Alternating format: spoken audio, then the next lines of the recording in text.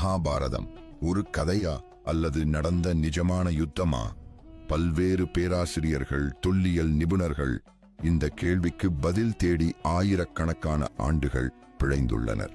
ஆச்சரியம் என்னவென்றால், ஹரியானா மாநிலத்தில் உள்ள குருக்ஷேத்திரம் இப்போதும் யாராலும் மறுக்க முடியாத ஒரு யுத்த மேடை. அதேபோல் துவாரகை நகரம் கடலில் மூழ்கிய நகரம் என்பதும் நவீன உள்நோக்கு கருவிகளால் தற்போது கண்டுபிடிக்கப்பட்டுள்ளது.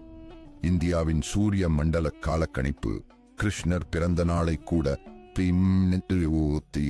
BCE என கணிக்கிறது. மீன்களுக்கு பழைய ஐயர் கட்டடங்கள் கிடைக்கின்றன. இவை அனைத்தும் மகாபாரதம் ஒரு கதை அல்ல, ஒரு வரலாறு என்பதை பறைசாற்றுகின்றன. ஒரு புராணத்தில் உண்மை இருந்தாலும் அது நம்மை அறம் போக வழிநடத்தினால் அது நம் வரலாறே ஆகும். இது போன்ற ஆழமான ஆன்மீக வரலாற்று கதைகளுக்காக பக்தி பயணம் சேனலுக்கு இப்போதே சப்ஸ்கிரைப் செய்யுங்கள்.